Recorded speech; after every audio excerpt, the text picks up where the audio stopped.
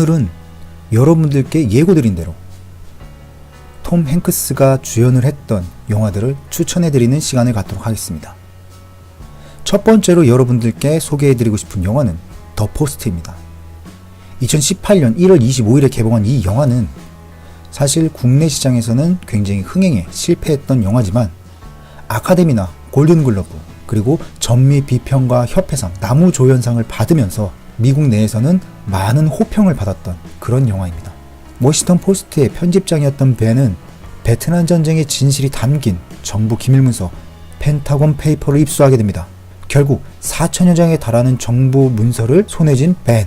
그는 이 진실을 알려야 되는지 말아야 되는지 고민을 하고 결국 최초의 여성 발행인 캐서린에게 이 사실을 이야기함으로써 이것을 어떻게 해결해야 되는지 말을 하는, 즉 저널리즘이라는 것을 가지고 살아가는 기자들에 관련된 이야기가 바로 더 포스트입니다. 그래서 저는 더 포스트를 불의를 보면 참지 못하는 미국인의 정의로움을 보여준 영화 중 하나라고 소개하고 싶습니다. 두 번째로 말씀드릴 영화는 스파이 브릿지입니다. 스파이 브릿지 역시도 스티븐 스필버그와 톰 행크스가 만나 또다시 만든 영화입니다. 2015년 10월 16일에 개봉한 이 영화는 미국과 소련의 냉전체제 속에서 당시 소련의 스파이 루돌프 아벨이라는 인물을 제임스 도노반이라는 보험 전문 변호사가 변호를 맡게 되면서 일어나는 일을 말하고 있습니다. 미국이 보여주고 싶었던 것은 미국의 민주주의를 세계에 보여주는, 즉 스파이도 변호를 맡을 수 있다라는 퍼포먼스를 보여주고 싶었습니다. 하지만 제임스 도노반은 루돌프 아벨과의 대화를 통해서 그에 대해 점점 알아가게 되고 제임스 도노반에 의해서 완전히 뒤집어지는 그런 이야기를 담은 영화 바로 스파이 브릿지입니다. 그래서 저는 스파이 브릿지가 믿음과 신뢰라는 것을 지향하는 미국의 모습을 보여준 영화라고 소개해드리고 싶습니다. 세 번째 영화는 캐치 미 이프 유 캔입니다.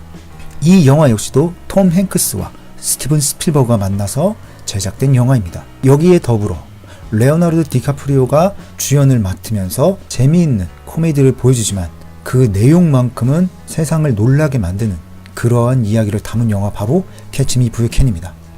21살의 나이에 FBI를 발칵 뒤집히게 만들었던 프랭크라는 인물의 실화를 담은 영화입니다. 그리고 그를 쫓는 칼이라는 FBI 요원에 관련된 이야기입니다.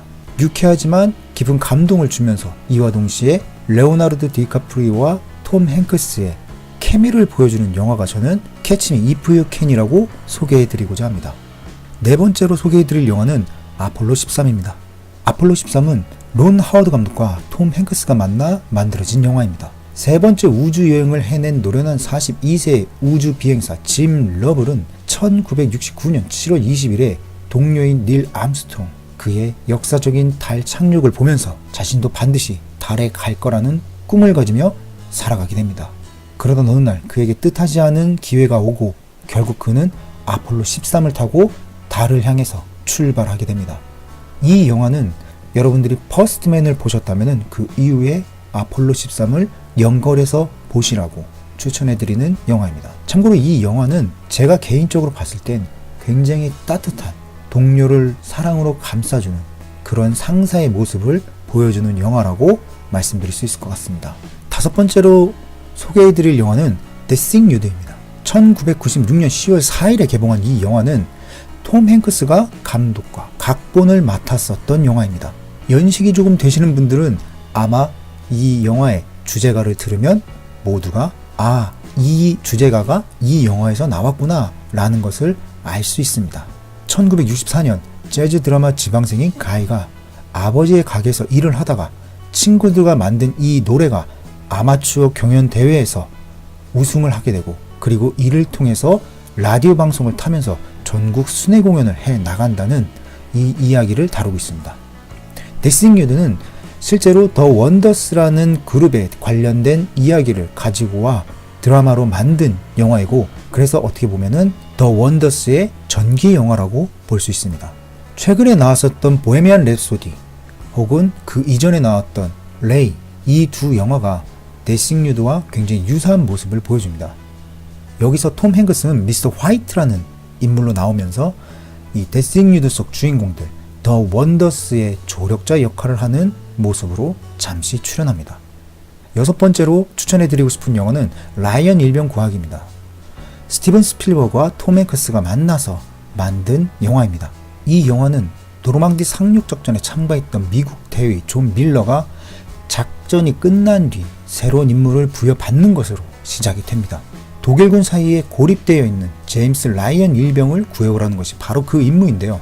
이 영화에서 가장 중요한 것은 리더십입니다. 미국은 단 한 명의 미국인이라 할지라도 그를 구하기 위해서 모든 것을 쏟는 그러한 모습들을 실제로 보여주기도 하고 그런 모습을 보여주기를 굉장히 바랍니다. 그래서 이 라이언 일병과기는 미국이 가지고 있는 사상과 그리고 그들이 앞으로 지향해 나가고자 하는 모습을 가장 잘 그린 영화라고 소개할 수 있을 것 같습니다. 끝으로 여러분들께 말씀드린 영화는 근래에 나왔었던 설리 허드슨강의 기적입니다. 이 영화는 클린트 이스트우드라는 감독과 함께 톰 행크스가 만든 영화입니다. 설리 허드슨강의 기적에서 가장 중점적으로 볼 것은 톰 행크스가 연기를 했었던 설리라는 인물의 지도력입니다. 그가 앞으로 나아감으로써 사람들을 구하고 여기에 자신의 잘못을 계속해서 곱씹으면서 혹시라도 판단착오가 있었는지 아니면 자신이 진짜로 한 일이 옳은지에 대해 끊임없이 반복적으로 본인을 되돌아보는, 사람을 살린 것보다 그 이후의 모습에 더 중점을 둠으로써 진실을 가리는, 사실 유무를 판단하는 청문회를 준비하는 한 인물에 대해 그린 영화가 바로 설리 허드슨강의 기적입니다. 그 외에 여러분들에게 추천드리고 싶은 영화는 그린말, 캐스트웨이, 빅, 그리고 캡틴 필립스입니다. 많은 분들께서 포레스트 검프가 나오지 않은 거에 대해서 의구심이 들 텐데요. 포레스트 검프는 많은 논란이 있는 작품이기 때문에 그것은 제가 나중에 따로 리뷰를 만들어서 말씀드리도록 하겠습니다. 그래서 오늘은 헐리우드가 가장 사랑하는 국민 배우 톰 행크스 시리즈를 만들어 봤습니다.